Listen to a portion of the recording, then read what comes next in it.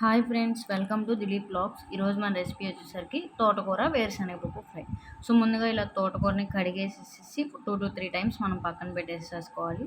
So ఫ్రైకి సరిపడా ingredients వచ్చేసరికి ఉల్లిపాయ, పచ్చిమిర్చి, పల్లీలు, పసుపు అండ్ కారం, ఉప్పు, పోపు దినుసులు, 4 వెల్లుల్లి గర్భాలు, 2 ఎండుమిర్చి. సో ఇవి ఈ ఫ్రైకి కావాల్సిన మన ఇంగ్రీడియంట్స్ వచ్చేసరికి. సో నెక్స్ట్ మనం ముందుగా ఫ్లేమ్ వెలిగించేసేసుకొని ఈ ఫ్రైకి సరిపడా ముందు ప్యాన్ పెట్టేసేసుకోవాలి. సో ప్యాన్ కొంచెం హీట్ అవ్వనివ్వాలి. సో కొంచెం ప్యాన్ హీట్ అయిన తర్వాత నెక్స్ట్ ఈ ఫ్రైకి సరిపడా ఆయిల్ వేసేసేసుకోవాలి.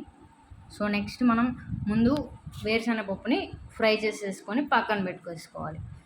ఈ వేరుశనగపప్పు జస్ట్ మనం కలర్ చేంజ్ అయ్యేంత వరకు మాత్రమే లో ఫ్లేమ్లో నిదానంగా ఫ్రై చేసేసుకోవాలి. సో మనకు వన్స్ కలర్ చేంజ్ అయ్యాయి అనిపించినప్పుడు మనం ఇలా తీసేసేసి ఒక ప్లేట్లో తీసేసేసి పక్కన పెట్టేసుకోవాలి. సో ఇలా తీసి పక్కన పెట్టుకున్న మనం పల్లీలని ఏం చేస్తామంటే నెక్స్ట్ చక్కగా తోటకూర మగ్గిపోయిన తర్వాత సో ఈ పల్లీల్ని మనం యూజ్ చేస్తాం అన్నమాట. సో ఈ పల్లీలు ఇలా కలర్ చేంజ్ అయిపోయాయి అనుకున్నప్పుడు ఎక్కువసేపు ఉంచితే కనుక కలర్ చేంజ్ అయిపోయి నల్లగా మాడిపోతాయి అన్నమాట. సో ఇది గుర్తుంచుకోండి. నెక్స్ట్ ఇదే ఆయిల్లో మనం కొంచెంగా పోపు దినుసులు, ఎండుమిర్చి, సో చిన్నులపాయ వేసేసేసుకొని చక్కగా మనం లో ఫ్లేమ్ మీద పోపు దినుసులు కలర్ చేంజ్ అయ్యేంత వరకు మనం ఫ్రై చేసేసుకోవాలి. సో ఇలా ఫ్రై చేసేసుకున్న తర్వాత వీటిలో 1 కప్ ఆఫ్ ఉల్లిపాయ ముక్కలు వేసేసుకొని పచ్చిమిర్చి కూడా వేసేసుకోవాలి. సో ఈ స్టేజ్లో మనం ఉల్లిపాయ చక్కగా మెత్తబడేంత వరకు లో ఫ్లేమ్ మీద మగ్గనివ్వాలి. సో కర్రీస్ ఎప్పుడైనా లో ఫ్లేమ్ మీద మగ్గితేనే ఏ కర్రీస్ అయినా ఫ్లేవర్స్ పడతాయి ఆ కర్రీకి. సో ఇలా ఉల్లిపాయ మగ్గిపోయిన తర్వాత మనం ఏం చేయాలంటే నెక్స్ట్ కొంచెంగా కరివేపాకు వేసుకొని 1 సెకండ్ కొంచెంగా కలుపుకోవాలి. నెక్స్ట్ మనం ముందుగా కడిగి పెట్టుకున్న తోటకూర తీసుకొని తోటకూర వేసేసుకోవాలి. సో నేనైతే 2 కట్టలు తోటకూర తీసుకున్నానండి. మీ ఫ్యామిలీ మెంబర్స్ని బట్టి మీరు తీసేసుకోండి. నెక్స్ట్ కొంచెంగా పసుపు వేసేసుకోవాలి ఫ్రైకి సరిపడా. నెక్స్ట్ ఈ ఫ్రైకి సరిపడా ఉప్పు మీరు తినే క్వాంటిటీని బట్టి మీరు వేసేసుకోండి ఉప్పు.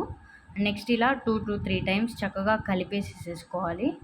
కలిపేసేసి మనం మూత పెట్టేసేసి 5 to 10 మినిట్స్ చక్కగా లో ఫ్లేమ్ మీద ఈ తోటకూరలో ఉన్న నీళ్ళన్నీ మగ్గిపోయేంత వరకు మనం చక్కగా ఫ్రై చేసేసుకోవాలి ఈ తోటకూరని.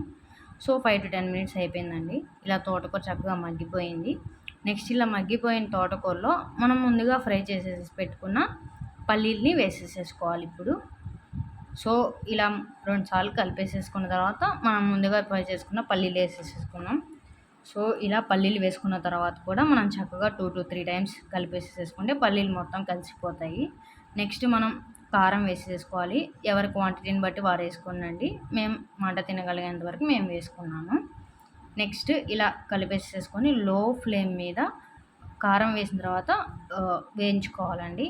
నెక్స్ట్ కొంచెంగా కొత్తిమీర వేసేసుకోవాలి. సో నెక్స్ట్ కర్రీ రెడీ అయిపోయిందండి. నెక్స్ట్ ఒక సర్వింగ్ బౌల్లోకి తీసేసుకుంటే ఎంతో టేస్టీగా ఉండే తోటకూర ఫ్రై రెడీ అయిపోయిందండి. సో మీకు కనుక ఈ వీడియో నచ్చినట్టయితే లైక్ చేయండి, షేర్ చేయండి, కమెంట్ చేయండి అండ్ నా ఛానల్ని సబ్స్క్రైబ్ చేసుకోండి. ఇంకో బ్లాగ్తో మళ్ళీ మీ ముందుంటాను. Bye friends.